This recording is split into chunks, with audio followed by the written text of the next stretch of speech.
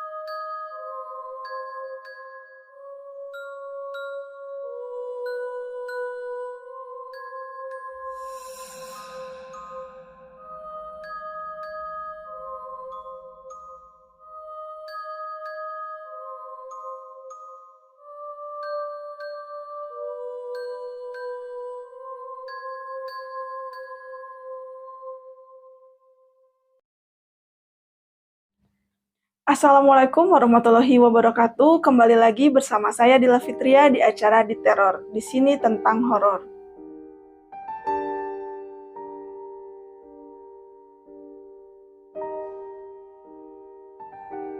Kami tim Deadmiss mengucapkan banyak terima kasih untuk dukungan kalian pada channel baru kami ini. Oh ya, buat kalian yang mau kirim cerita horor kalian atau mau jadi narasumber di Curhat Misteri, kalian bisa kirim ke bawah ini ya. Hari ini saya mau menceritakan tentang pengalaman horor dari salah seorang sahabat peneror, yaitu pendengar cerita horor. Cerita ini dialami oleh Kak Abi. Kak Abi ini adalah warga Cianjur yang mempunyai hobi memancing. Dan hampir setiap akhir pekannya, Kak Abi ini selalu mencari tempat yang baru untuk menyalurkan hobinya. Pengalaman horor yang dialami Kak Abi ini terjadi di tahun 2002, tepatnya saat memancing di Waduk Cirata. Di mana saat memancing di sana, Kak Abi ini bersama temannya belum mengetahui ada sebuah mitos atau pantangan yang tidak boleh dilanggar oleh para pemancing di daerah sana. Oke, kalau gitu nggak usah lama-lama lagi, kita mulai ceritanya. Rasakan, lihat, dan dengarkan. Mereka ada di sekeliling kalian.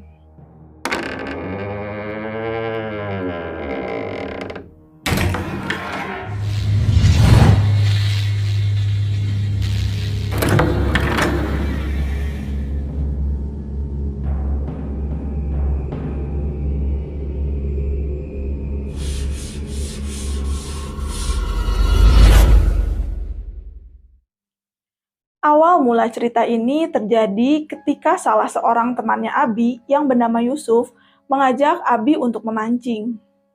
Saat itu, Abi ini menyetujui usul Yusuf untuk memancing, tapi Abi menyarankan untuk memancing di tempat yang baru atau di tempat yang lain. Karena sebagian besar tempat pemancingan di kota Cianjur sudah pernah mereka singgahi. Singkat cerita, mereka sudah bersiap untuk berangkat ke Waduk Cirata.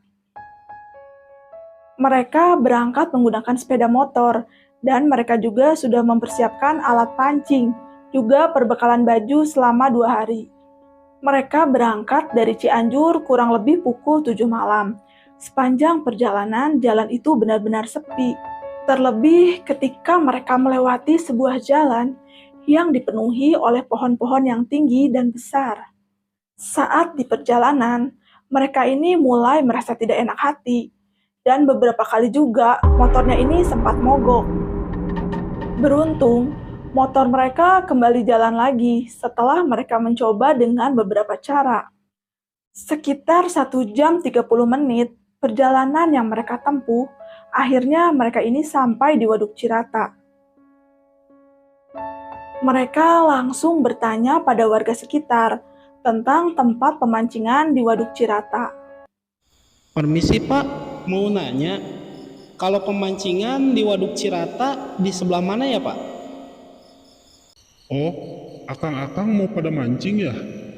Ayo atuh, sama saya diantar. Boleh Pak.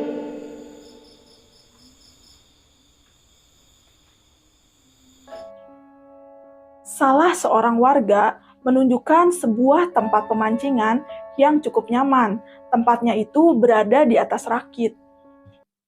Kata bapak yang mengantar mereka, biasanya tempat itu selalu dipenuhi oleh para pemancing, karena biasanya banyak ikan yang bisa mereka dapat. Tapi, berbeda pada malam itu, di mana hanya ada mereka berdua yang tengah memancing di Waduk Cirata. Pak, kenapa sepi ya? Oh, soalnya lagi bulan purnama, Kang. Emang kenapa Pak kalau bulan purnama? Gak apa-apa, Kang. Hati-hati aja mancingnya. Mereka saat itu tidak terlalu menganggap perkataan warga tersebut, karena di pikiran mereka saat itu mereka datang hanya untuk memancing. Singkat cerita, masih di hari yang sama, mereka ini belum mendapatkan satupun ikan, sampai akhirnya Yusuf mulai merasa mengantuk. Yusuf memutuskan untuk tidur duluan, sementara Abi masih tetap memancing karena penasaran. Di malam itu, kondisi Waduk Cirata benar-benar sangat sepi, angin pun sangat kencang, dan udara pun terasa sangat dingin. Hanya cahaya dari bulan purnama yang menerangi mereka pada malam itu. Sekitar pukul 2 malam, tiba-tiba ada pergerakan di pancingannya Abi. Ada seekor ikan yang tengah menyambar umpannya. Abi dengan semangat berupaya menarik pancingnya, tapi sayangnya ikan itu terlepas. Abi sontak saat itu menggerutu, karena niatnya untuk mendapatkan ikan kandas begitu saja. Saat Abi tengah memasang kembali umpan pancingnya, terdengar suara wanita yang tertawa. Suaranya itu terdengar samar, tapi begitu menakutkan. Abi langsung memperhatikan keadaan sekitar, tapi Abi tidak menemukan sumber suara. Abi terdiam beberapa saat, mencoba mendengarkan suara tersebut.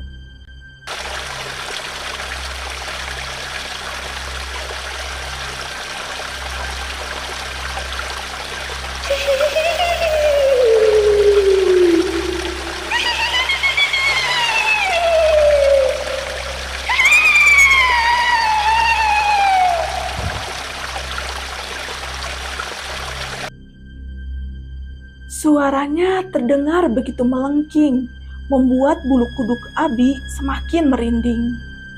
Saat itu, Abi berusaha tenang sambil menyeduh segelas kopi. Samar-samar, dari tempat Abi duduk, Abi kembali lagi mendengar suara wanita yang tengah tertawa dengan suaranya yang semakin keras. Ditambah ada suara seekor burung gagak yang suaranya terdengar semakin jauh.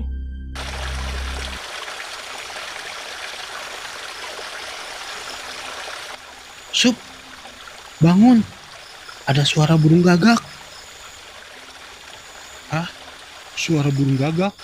Burung gagak di mana? Gak tahu. Saya juga ngedengar ada perempuan yang lagi ketawa. Udahlah, tidur aja dulu. Besok baru lanjut mancingnya. Duluan aja Sup. Saya sebentar lagi nyusul. Kopi belum habis.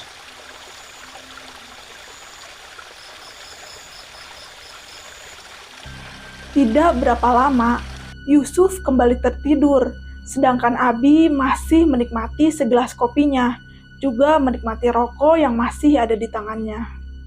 Secara tiba-tiba, Abi melihat sesosok wanita yang sedang duduk di sebuah rakit, yang posisinya ini tidak jauh dari rakitnya Abi. Abi memperhatikan sosok wanita itu dari jauh. Wanita itu terlihat sedang menunduk. Sekilas bajunya terlihat berwarna merah. Ketika itu, Abi bingung harus melakukan apa. Abi langsung mengambil senter yang ada di tasnya dan mengarahkan senternya ke sosok tersebut. Ketika senter tersebut diarahkan, Abi bisa dengan jelas melihat sosok wanita itu.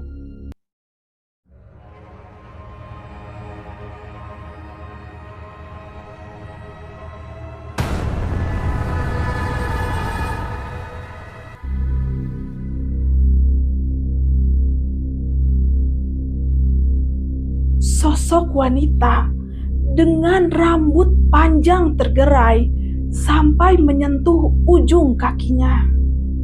Wajahnya berwarna putih pucat dan sosoknya tengah menatap ke arah Abi dengan tatapannya yang tajam. Abi merasakan saat itu rakitnya bergetar dengan keras dan suara burung gagak kembali terdengar. Dan yang semakin menakutkan, terdengar suara pohon yang saling bergesekan diterpa oleh kencangnya angin. Hal itu membuat suasana semakin terasa mencekam. Dengan tergesa-gesa, Abi langsung mengambil jaket yang ada di sebelahnya dan menutup seluruh wajahnya, lalu tidur di sebelah Yusuf.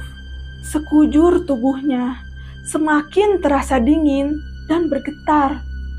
Secara perlahan, suara lengkingan tawa dan suara burung gagak itu terdengar semakin menghilang. Masih terdengar, tapi suaranya semakin samar dan terdengar menjauh. Abi meyakinkan dirinya membuka jaket yang tadi menutupi wajahnya. Karena di pikiran Abi, suara sosok tersebut sudah hilang dan kemungkinan sosok tersebut sudah tidak ada. Tapi begitu Abi membuka jaketnya, ternyata sosok tersebut ada di rakitnya Abi.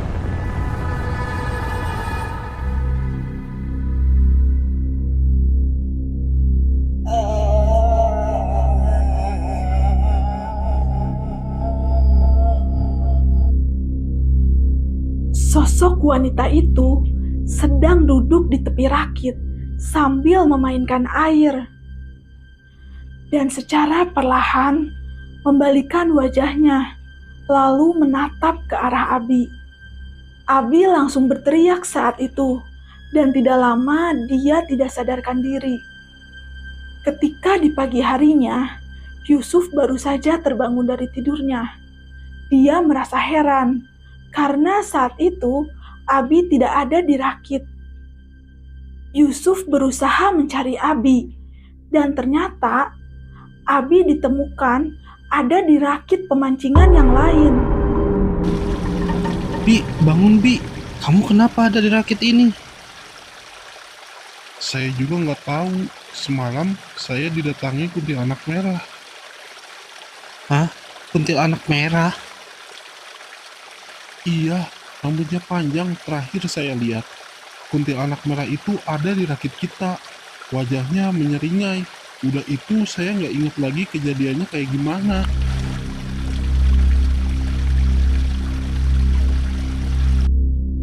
Sebuah kejadian ganjil yang tidak bisa dipahami dengan logika, tapi yang bisa Abi yakinkan bahwa Abi benar-benar melihat sosok kuntilanak tersebut. Singkat cerita, setelah mengalami kejadian horor tersebut, Abi dan Yusuf memutuskan untuk langsung pulang. Sementara pemancing lain baru saja berdatangan ke Waduk Cirata.